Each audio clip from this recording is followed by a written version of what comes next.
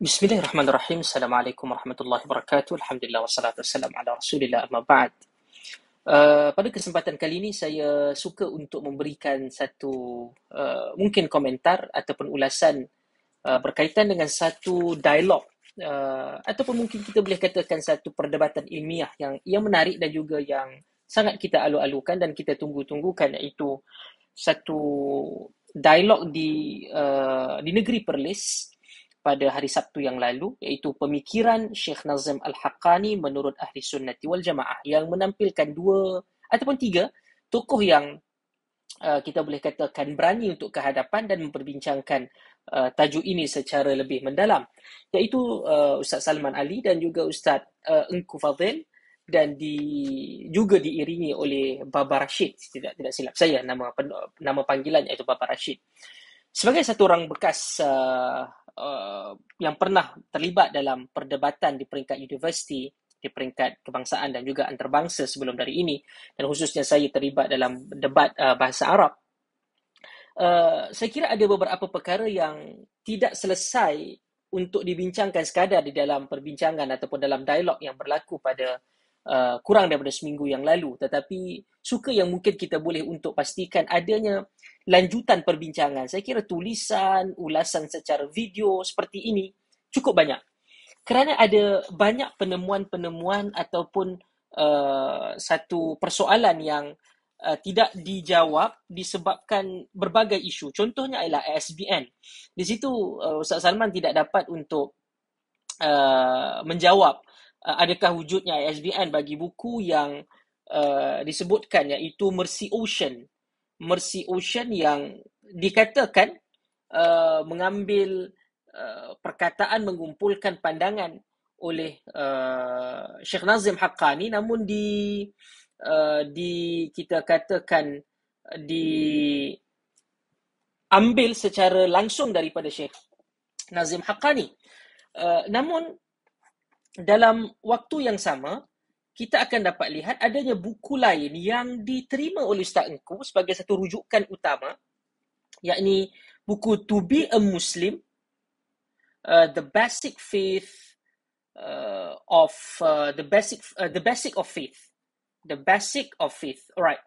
Kenapa saya sangat inginkan membincangkan perkara ini? Pertama, perdebatan ini adalah perdebatan yang berstruktur.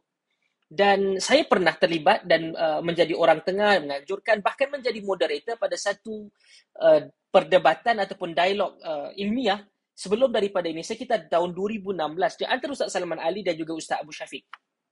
Perdebatan itu berjalan dengan baik dan kita lihat bagaimana perjalanan perdebatan tersebut. Dan selepas daripada itu, khususnya sebelum daripada itu, Ustaz Abu Syafiq banyak memberikan kritikan, banyak menyalahkan Wahabi, banyak macam-macam tentang ekstremisme, tentang tentang radikal, tentang terorisme.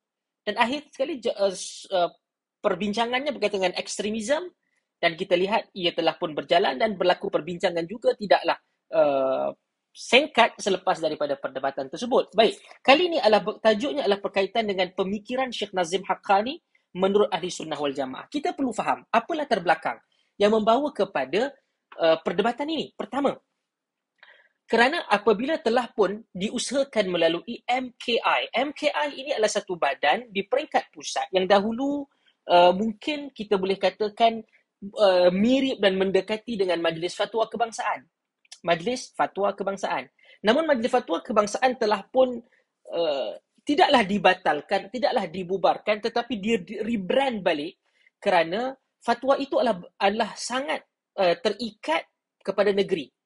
Jadi Majlis Raja-Raja memutuskan bahawa ia perlu berada di kalangan negeri sahaja, tidak boleh berada di kalangan federal. Sebab itulah cengkaman JAKIM itu ataupun di peringkat pusat itu telah pun hilang disebabkan penguasaan ataupun kemampuan mengeluarkan fatwa itu tidak boleh sewenang-wenangnya dilakukan oleh Majlis Fatwa Kebangsaan.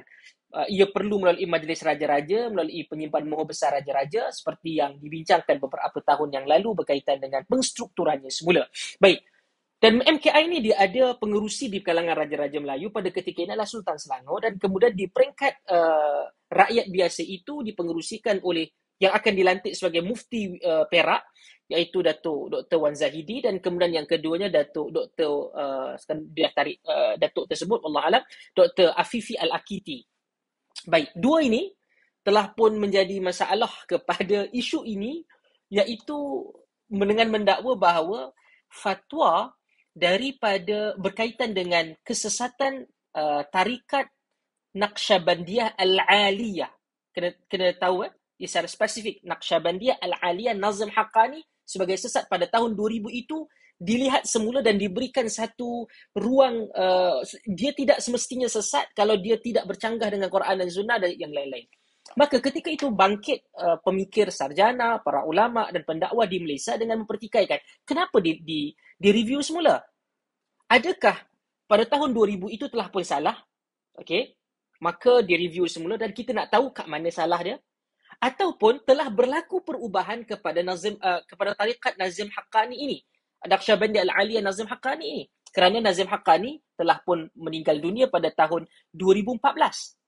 Ada perubahan ke antara amalan sekarang dengan yang dihukum pada tahun 2000 tu? Sekiranya ada, kita nak tahu. Tapi itu tak berlaku. Maka ketika itu saya dan ramai lagi yang lebih terkenal, yang lebih mempunyai pengaruh bertanya, kenapa ianya diubah? Dan perlu untuk diberitahu apa yang menyebabkan faktor penyebabkan perubahan tersebut.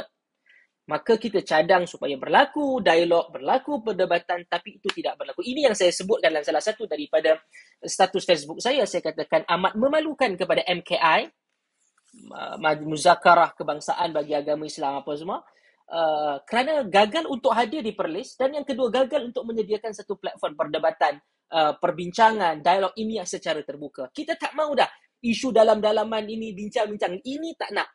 Sebab kita tahu kadang-kadang orang agama ini juga ada politik dia sendiri, dan akhir sekali pertukaran. No, ini adalah ilmu. Ia berkaitan dengan akidah orang Islam. Ia berkaitan dengan ibadah orang Islam. Semua orang akan amalkan. Tiba-tiba keluar dan keluarkan satu kenyataan. No, kita mahukan perbincangan terbuka. Anda yakin anda betul. Kami yakin kami betul. Kan kita bincangkan. Kita bukan nak pergi bertumbuk fizikal. No, tetapi pertembungan itulah pertembungan idea. Maka MKI gagal. Jakim juga gagal. Saya kira ialah Jakim di peringkat awal dia sehingga dia ditegur oleh Sultan Selangor berkaitan hal ini. Cuma itulah, sama ada kita nak mempertahankan kebenaran ataupun kita nak mempertahankan jawatan kita, position kita di situ kerana penjawat awam. Kita tahu, saya bukan katakan tak boleh, cuma ialah akhir sekali anda berada pada posisi agama, anda berkata yang qulil haq walau kana murran, anda yang tidak mengajar. Itu ujian bagi anda. Tapi ialah MKI dan Jakim. Namun bangkit yang antara salah satu watak yang seterusnya adalah Dr. Aiman Al-Akiti, yang dikatakan bahawa juga dekat dengan tarikat ini, mempertahankannya antara orang yang dikatakan membentangkan tentang kertas kerja bahawa perlunya untuk direview semula terhadap fatwa tahun 2000 yang lalu. Maka apabila ditawarkan, disuakan dengan jemputan, beliau menarik diri atas alasan yang saya sendiri mungkin tak bersetuju. Penjawab awam lah, apalah, semua ramai yang terlibat dalam perdebatan itu, bukan satu kesalahan. Bahkan beliau adalah seorang pensyarah, sepatutnya tidaklah, kerana beliau yang mempertahankan sekarang ini. Beliau yang telah bergerak secara akademik untuk merubah perkara tersebut, dan kita pun nak tahu, anda yang lakukan. Tiba-tiba baton itu dipaskan kepada dua orang, iaitu Ustaz Engku dan juga Baba Rashid. Maka bertemulah setelah sebulan lebih, saya kira, lebih sebulan mungkin, disusun sana sini, diberikan, latar belakang ini penting, diminta ARG bersetuju dan meletakkan dua tokoh ini, iaitu Baba Rashid dan juga Ustaz Engku, yang mana akhirnya mereka meletakkan satu syarat yang sangat signifikan kepada mereka, iaitu dia nak semua reference yang Ustaz Salman akan bincangkan, akan bentangkan dalam perdebatan itu.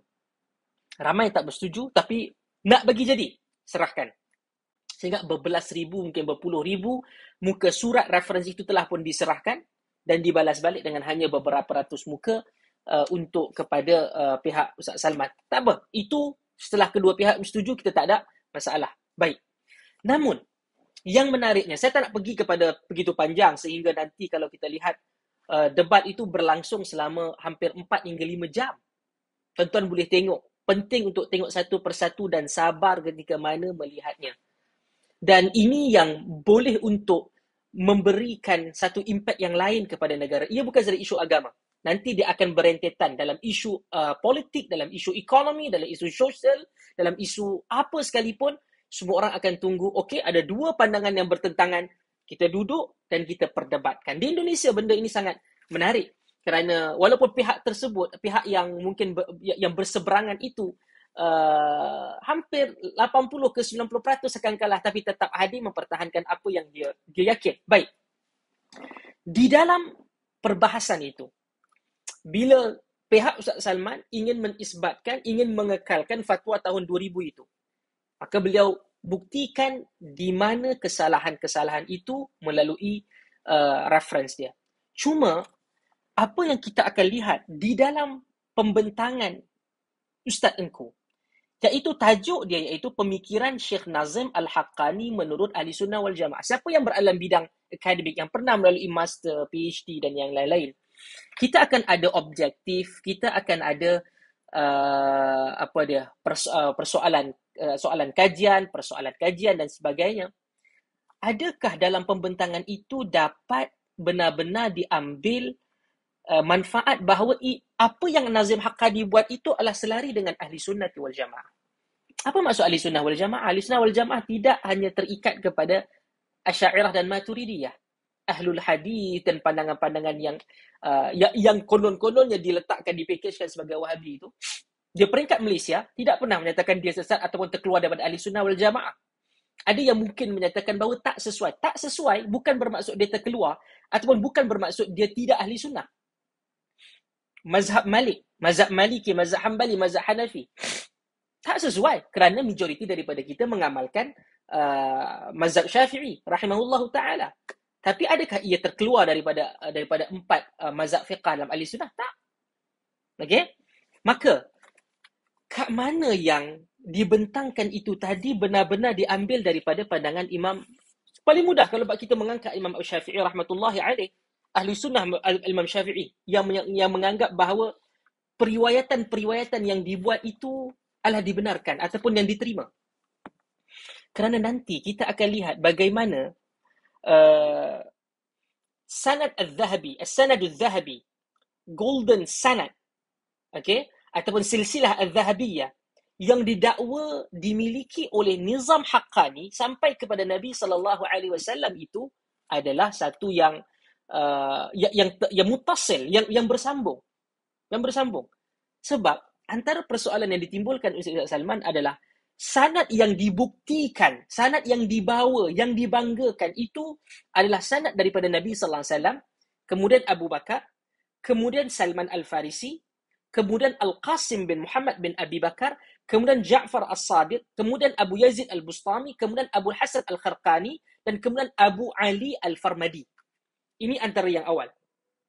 Dan berdasarkan buku yang dikeluarkan oleh Jabatan Mufti Kerajaan Negeri Sembilan, daripada 3 sanad, siapa yang belajar ilmu hadis, daripada 3 sanad yang bertentang, yang berbeza, 3 sanad itu, mereka bertemu pada satu madar. Madar itu adalah focal point. Jalan yang berbeza, dia bertemu pada Abu Ali Al-Farmadi, dan Abu Ali Al-Farmadi itu ambil terus daripada Nabi SAW dan bercabang itu pada Abu Ali Al-Farmadi. Baik. Kalau kita lihat berlaku terputusnya sanad itu daripada 3 orang secara berturut-turut, alat tawali, iaitu kita katakan sebagai hadis mu'dhal, terputus 2 ataupun lebih, ithnan fa akthar alat tawali. Okey, daripada Ja'far As-Sadiq, Abu Yazid Al-Bustami, dan kemudian Abu Hasan Al-Kharqani. Kerana mereka antara 3 orang ni bermaksud ada 2 ruang masa. Mereka tak bertemu satu sama lain. Antara Ja'far As-Sadiq dengan Abu Yazid Al-Bustami itu ada 40 tahun. Kerana Ja'far As-Sadiq meninggal 148, Abu Yazid Al-Bustami dia lahir pada tahun 188 Hijrah. Tak mungkin mereka bertemu. Abu Yazid Al-Bustami pula meninggal pada tahun 261. Abu Hasan Al-Kharqani meninggal pada tahun 425. Maaf, 351. Abu Yazid Al-Bustami meninggal 261. Abu Hasan Al-Kharqani lahir pada 351, meninggal 425. Alright. Jadi tak bertemu. Beza 40 tahun antara Ja'far As-Sadiq dan juga Al-Bustami. Beza antara Bustami dan juga Al-Harqani adalah selama 90 tahun. Dalam ilmu hadis, dia terputus. Saya tahu, ada yang akan kata nanti bawa bukti kononnya ada Al-Imam Redha, Al-Kadhim dan sebagainya. Kalau itu berlaku, kenapa ketika mana dibawa oleh Naqsyabandi Al-Aliyah, Nazim Haqqani tak pernah membuktikan, meletakkan nama itu dalam sanad mereka yang asal. Ikhtisar. Ini bukan gaya ikhtisar. Ikhtisar bukan bukan membuang sama sekali nama-nama rawi di dalam sanad. Itu bukan ikhtisar. Dan mereka kata, okey, bahkan dalam buku mufti, Jabatan Mufti Kerajaan Negeri Negeri Sembilan menyatakan bahawa kemungkinan mereka itu mengambil sanad, mengambil riwayat itu secara rohani, barzakhiyah, dalam dunia lain, bukan dunia fizikal. Kerana ada sebahagian tokoh mereka menyatakan bahawa ini diterima di kalangan para ulama tasawuf. Mereka bising bila kita yang tidak bertasawuf ini memberikan komen terhadap tasawuf. Tapi bila masuk ilmu hadis, ilmu sanad, ilmu riwayah, awak boleh pula memberikan komen terhadap ilmu hadis. Kalaulah boleh untuk ambil riwayat, ambil sanad itu secara rohani, secara mimpi, bertemu di alam barzakh dan sebagainya, kenapa perlu ambil daripada Abu Yazid Al-Bustami, ambil daripada Ja'far As-Sadiq yang telah pun mati 40 tahun sebelum daripadanya? Kenapa tak terus ambil pada Abu Bakar ataupun Nabi sendiri? Kalau boleh secara rohani. Kenapa tidak terus ambil kepada orang yang paling berotoriti, iaitu Ar-Rasul sallallahu alaihi wasallam? Kalau anda menerima konsep rohani itu tadi. Sebab itu konsep-konsep ambil secara rohani, secara barzah, secara alami, dia jadi katun. Ulama hadis tak terima. Tak boleh. Sebab tidak ada satu pun mekanisme ataupun medium untuk memastikan sama ada anda terima dalam mimpi. Betulkah anda mimpi? Kalau kata betul anda mimpi, hypothetically ada satu mesin untuk menilai bahawa anda mimpi. Betul ke mimpi yang anda mimpi itu adalah apa yang anda dakwa? Kalau semua orang boleh buat macam ni, ilmu hadis tak ada guna dah. Tak ada nilai dah. Tak ada nilai apa yang ditulis oleh Al-Imam Asy-Syafi'i itu sendiri. Antara yang awal memberikan penegasan terhadap periwayatan ilmu hadis. Imam Bukhari, Imam Muslim, Imam Ahmad bin Hanbal, tokoh-tokoh hadis yang besar ini. Tak ada nilai. Sebab itu, kenapa di peringkat awal, serangan itu, bukanlah serangan, pembuktian itu kepada benda-benda fundamental. Baik. Itu berkaitan dengan hadis ataupun sanad mereka. Dan tidak juga apabila dibuktikan terhadap Nazim Haqqani ini daripada pandangan ulama ahli sunnah. Termasuk Asy'ariyah. Abul Hasan Al-Asy'ari membenarkan, Abu Mansur Al-Maturidi membenarkan hal-hal sebegini. Tak ada. Anda tak buktikan. Anda tak buktikan daripada pandangan-pandangan muktabar di kalangan para ulama ahli sunnah itu. Hanya kata yang ini kita benar. Dan awak sendiri membuat satu takrifan yang sangat dangkal. Oh, yang ini adalah daripada Maturidi, daripada Asy'ari, yang ini yang selain pada itu Wahabi. Anda tidak berikan takrifan yang jami', mani' di peringkat awal siapa benda tersebut. Kan? Sehingga itu boleh dianggap sebagai otoriti ahli sunnah. Kerana itu cukup tempang. Baik. Dan kemudian antara perbincangan untuk mengisbatkan bahawa Nazim Haqqani ini mengikut ahli sunnah wal jamaah pada kumpulan ataupun pihak Ustaz Engku dan juga Baba Rashid Musli Alah Ustaz Engku adalah dengan menafikan masadir dan maraji'. Masadir dan maraji'. Iaitu apabila dibawa, Ustaz Salman menyatakan bahawa antara rujukan adalah Mercy Ocean yang ditulis pada yang dikumpulkan pada tahun 1980. Dan kemudian ada yang first version dan kemudian datang yang kedua dan yang lain dan banyak lagi, termasuk menafikan Hisham Kabbani dengan menyatakan otoriti itu adalah Muhammad Adil itu sahaja, tidak pada Hisham Kabbani. Dan ini antara satu kecelaruan dan juga bagi saya sangat lawak jugalah. Semua orang tahu di Indonesia sebagai contoh, antara yang di Malaysia, termasuk di Malaysia, Hisham Kabbani dianggap sebagai wakil jurucakap kepada gerakan ataupun tarikat Naqsyabandiyah Nazim Haqqani. Siapa yang belajar, siapa yang kenal, duduk di negara barat akan kenal. Ia ada nama Muhammad Adil. Tapi orang akan kenal Hisham Kabbani. Gambar-gambar bersama. Ini adalah orang yang mendedikasikan kehidupannya. Saya tidak silap. Mungkin ada, saya ingat dia adalah menantu kepada Nazim Haqqani. Tidak silap saya. Okay? Jadi di sini, kalau kita lihat bagaimana dia nafikan, cara dia adalah begitulah. Ini kaedah di dalam mahkamah. Okay? Ada apa-apa yang menjadi fundamental, tunjang kepada penghujahan pihak lawan, dia cuba untuk menolak dan menafikan keabsahan terhadap rujukan ataupun bukti itu dengan kejayaan dia menafikan, menolak dan tidak mahkamah dapat menganggap bahawa bukti itu tidak relevan, maka keseluruhan kes itu akan runtuh. Tapi itu tidak berlaku. Ini bukan mahkamah. Sebab perbincangan anda, sebab di peringkat awal pun dah kata kita nak mencari kebenaran, nak cari kebenaran. Sehingga ini bukan nak mencari kebenaran. Mercy Ocean ditulis 1980. Tuan badan Nazim Haqqani meninggal 2014. Bermaksud 34 tahun, buku itu menjadi sebaran, dianggap sebagai antara marja' ataupun sebagai sumber kepada gerakan itu, ataupun Naqsyabandiyah Al-Aliyah Nazim Haqqani. Dia tak pernah nafikan buku itu tidak ada kaitan dengan dia, dan juga dia tidak pernah nafikan bahawa tak pernah nafikan kaitan diri dia sebagai penulis sumber kepada buku itu.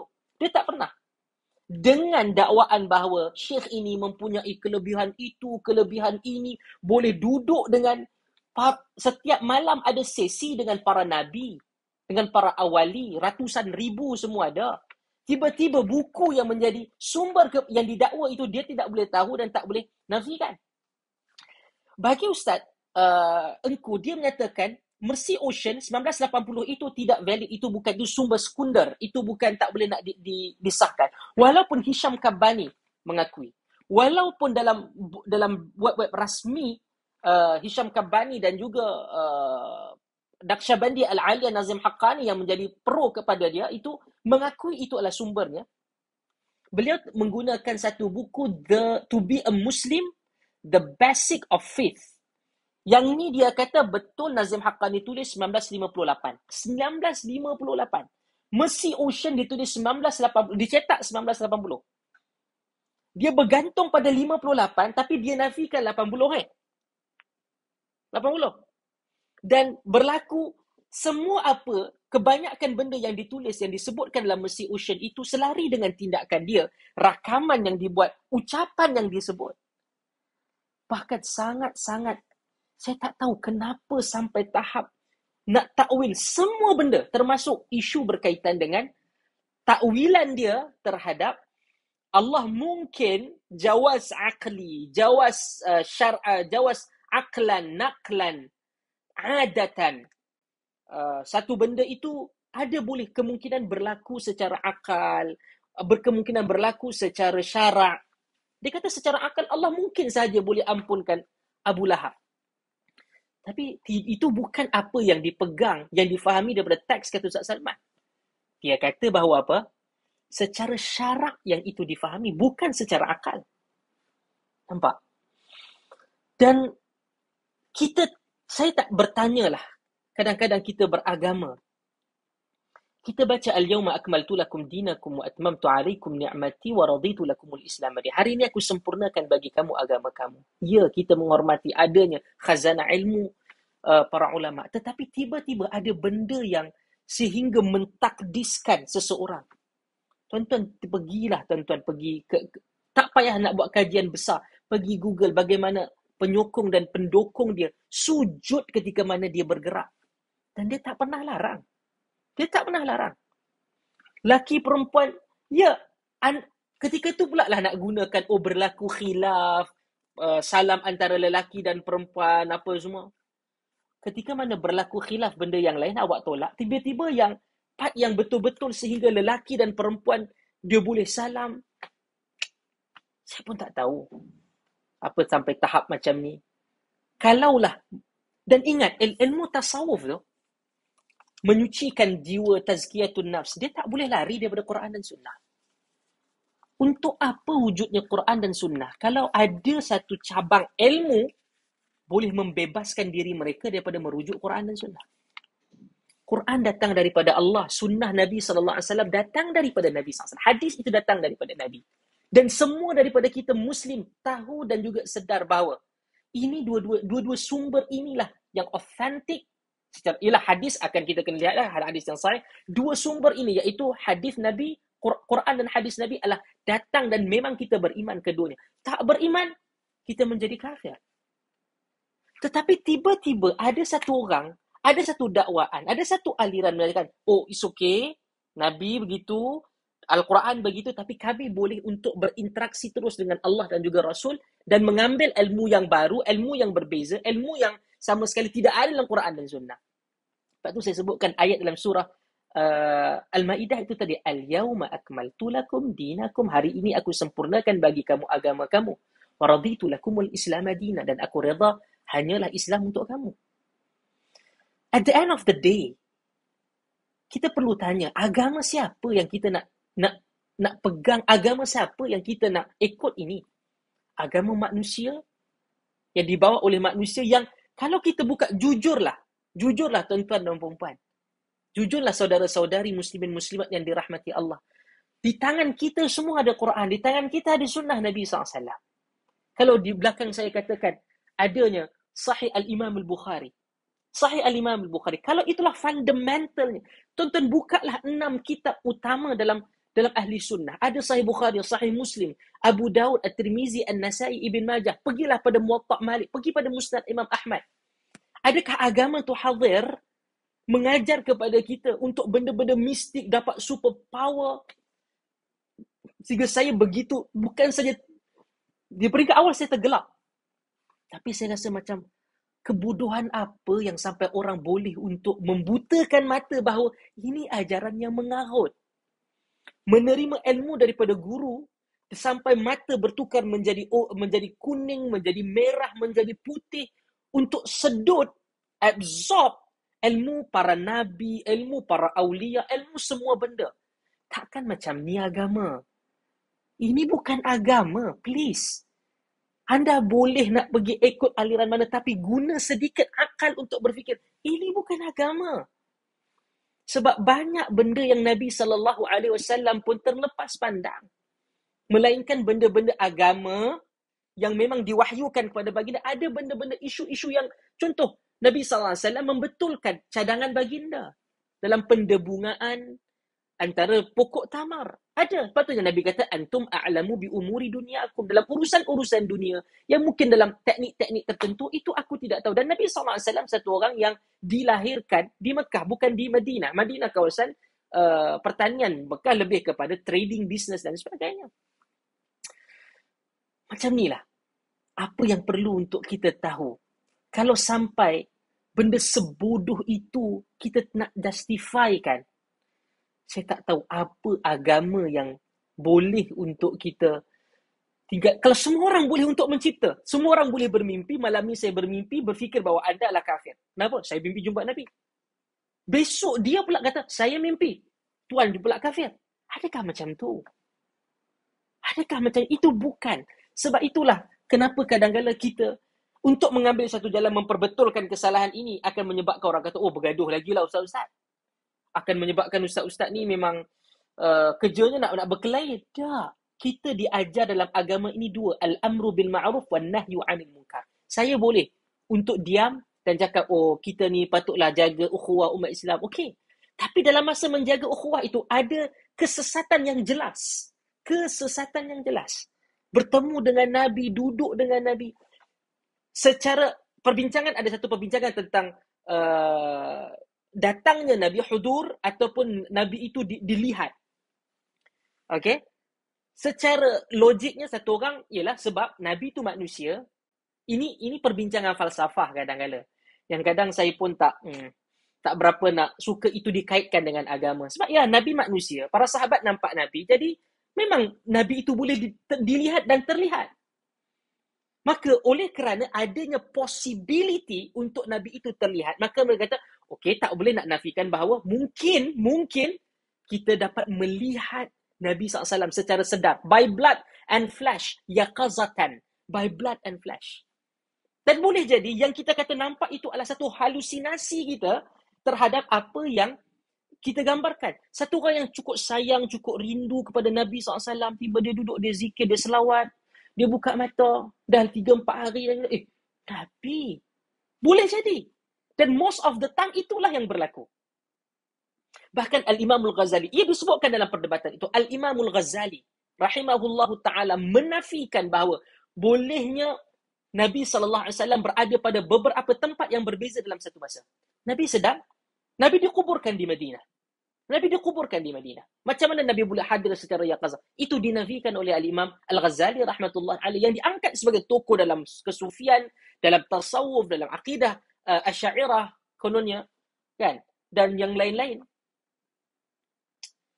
Akhir sekali, tanya pada diri dan jujur pada kita, agama apa yang kita nak guna, nak ikuti? Nabi tak buat, para sahabat tak buat, tak ada langsung. Anda carilah riwayat apa daripada Abu Bakar. Abu Bakar dalam sanad ni kata diterima daripada Abu Bakar apa semua. Ada Abu Bakar ajar macam ni. Ada riwayat menunjukkan Abu Bakar melakukan berfikiran, mengajar akidah dia begitu, ada. Ada Abu Bakar, orang mai datang salam, laki perempuan tanpa ni. Tak ada. Jadi apabila tidak ada ni, anda nak kata, yelah dia pada sesi interogasi itu, dia cerdik lah. Ini secara nak memerangkap, tak apa. Tapi lihat debat itu daripada awal sampai ke akhir. Ia tidak menjawab persoalan asal. Ia ahli sunnah wal jamaah ke tidak? Ia ahli sunnah wal jamaah ke tidak? Dia tak jawab kerana dia fokuskan untuk runtuhkan sumber itu tadi. Tapi dia konon-konon dia berjaya. Dia tanya tentang ISBN. ISBN ni bukan benda yang susah. Anda ada buku, dah dicetak, masuk dalam web, pergi web Pustakaan Negara dan dapat.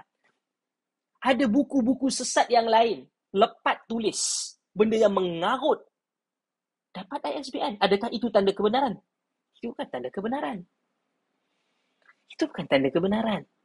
Banyak lagi yang telah pun direkodkan, direkap. Itu bukan tanda kebenaran. Tanda kebenaran bila anda lihat pada Quran dan juga sunnah. Dan itu selari, ia benar. Dan even kalau dengan sanad, saya sebutkan dalam tulisan-tulisan saya katakan, sanad pada ketika ini bukan bermaksud anda benar. Saya sendiri ada sanad. Saya ada rakan-rakan yang begitu ramai ada sanad hadis Nabi SAW. Ada. Tapi itu tidak menjadikan saya benar. Kerana sampai kepada contoh Sahih Al-Imam Al-Bukhari. Ada satu buku kata Sahih Al-Imam Al-Bukhari. Dan kemudian habis sampai pada Bukhari itu direkodkan riwayat tersebut. Selesai. Saya ambil kerana ingin mengikuti. Saya dalam bidang hadis untuk mengikuti jalur ataupun tradisi ilmu hadis, iaitu mengambil dan mengumpulkan sanad pada diri saya. Kalau diri saya itu masuk dalam sanad, kacau. Sebab untuk mentashihkan itu ada 5. Mattasala sanaduhu binaqlin adlin dhabitin an mithlihi ila muntaha biduni syaddin wala illah. Ada 5 syarat. Tidak terputus sanad, bersambung sanad. Orang yang ada dalam sanad itu mesti ada 2 syarat. Dia mesti orang yang mempunyai quality trustworthiness, thiqah, dan kedua mempunyai ingatan, retentive memory yang baik. Kemudian matan dan sanad dia tidak berlaku syadz, tidak berlaku illah. Bukan hanya anda ada sanad anda betul, berkata, nak kena mengajar ni, nak ambil daripada guru ni, mesti guru-guru yang bersanad. Apa dia punya? Betul lah, belajar pada kitab. Kita pun ada datang universiti ke, duduk di pondok. Okey. Ia bukan menjadi kewajipan dia bersanad. Kerana dengan wujudnya sanad itu, tak semestinya anda benar. Anda benar. Boleh jadi berapa banyak yang konon berkata sanad, tapi hadis yang dia baca adalah hadis yang palsu. Itulah yang berlaku. Yang ditulis dalam buku-buku Nazam Haqqani itu, kebanyakan banyak hadis-hadisnya adalah hadis-hadis yang palsu. Hadis-hadis yang palsu. Merepeknya ataupun yang menariknya adalah dia suruh ikut jilsah Sufiyah Negeri Sembilan. Dia kata ikutlah berpandu ini. Tapi kepada anak murid yang utama, antara anak-anak murid yang utama kepada Haqqani, Hisham Kabani, dia kata jangan ambil. Hisham Kabbani ni tak berautoriti, tapi tiba-tiba Tariqah Sufiah Negeri Sembilan jadi autoriti. Apa ironinya di dalam memahami benda ni? Sebab itu, Nizam Haqqani ni sesat. Sama ada anda suka, ia sesat dan tinggalkanlah. Tinggalkanlah. Anda jumpa satu aliran tarikat ke apa, anda tengok. Kalau dia punya ketaksuban, fanatism itu pergi pada guru, stoplah. Kita taksub ni kepada Allah dan Rasul saja, bukan kepada makhluk. Saya, anda, tok guru ke profesor, doktor ke apa, mereka kekal manusia. Ada silap dan salah. Jangan sampai percaya sampai ada super power. No. Sebab itulah, bila kita fanatik ini, kita mengabdikan, kita memperhambakan akal kita, agama kita, hidup kita. Sedangkan agama Islam yang Nabi SAW ajar ini adalah untuk memindahkan min ibadatil ibad ila ibadatillahi wahdah. Daripada penghambaan sesama manusia hanya kepada Allah semata. Sebab itu perdebatan ini baik. Ya, akhir sekali saya tidak boleh. Saya akan, orang yang menyokong Ustaz Salman akan menyokong, kekal menyokong. Yang menyokong Ustaz Engku dan juga Baba Rashid akan kata dia yang betul. Dan itulah yang berlaku di dalam media sosial ini sekarang. Ia berjalan, terpulang. Dan ia patut untuk diulas oleh semua orang, kita nak tengok. Kerana apa kebaikannya? Anda kata anda bersedia lebih sebulan. Reference kami berikan kepada anda. Tiba-tiba anda kata, tak jumpa itu, tak jumpa ini. Pelik. Dan ia adalah untuk mendidik masyarakat yang mungkin ingin belajar apa yang berkelahi sangat ni. So, kita bentangkan fakta dan data kita.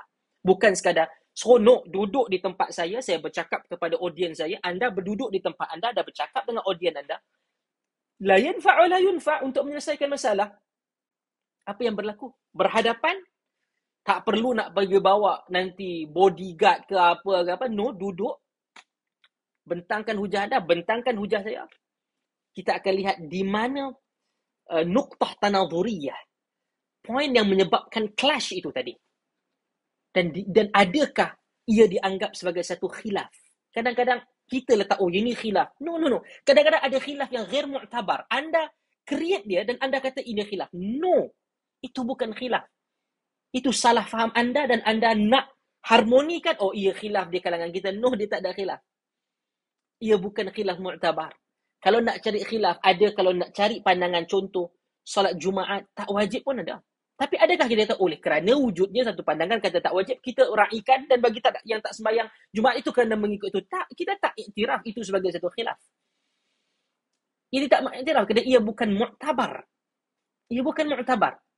Tiba-tiba tidur dan kata, yang ni saya tashih. Ya, ada di kalangan ulama sufi. Memang ramai, tak sedikit lah. Di kalangan ulama sufi menyatakan boleh mentashih atau mentad'ifkan hadis melalui jalan mimpi. Ada. Tapi itu tak mu'tabar. Ia tertolak. Tak mungkin itu berlaku. Kalau boleh, seluruh ilmu hadis ni tak guna lah. Sebab apa masalah? Nak pergi cari siapakah rawi ini, adakah dia bertemu, adakah thubutul luqyah, adakah dia seorang yang mempunyai hafalan yang kuat, yang tinggi. Tak.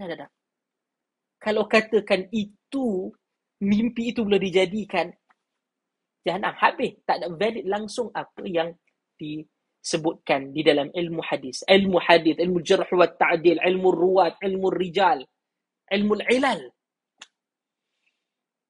Stoplah. Kalau nak tanya pada saya tahu benda ni tak akan pernah berhenti, akan ada yang akan jawab, akan ada begini. Tanya, tepuk dada, tanya akal dan iman kita. Adakah ini agama yang dibawa oleh Nabi SAW?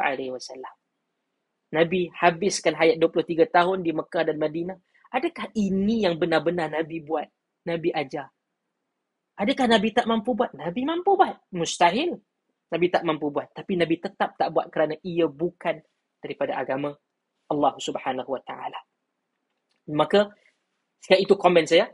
Mungkin ada komen-komen yang akan mendatang, mungkin saya akan tambah, tapi itu pun mengambil masa dekat hampir 40 ke 45 minit, dan kita hidupkan komentar-komentar yang baru kerana akhir sekali kita mahu mencari keridaan Tuhan dan memastikan agama kita berada di atas jalan yang ditunjukkan oleh Allah dan Rasulnya, pesuruhnya, wakilnya di atas muka bumi. Terima kasih kerana menonton dan insyaAllah ada manfaat daripada apa yang saya kongsikan pada kali ini. Wallahu a'lam. Subhanakallah wa bihamdik, asyhadu an la ilaha illa anta wa astaghfiruka wa atubu ilaik, wa barakallahu fikum Wassalamualaikum warahmatullahi wabarakatuh.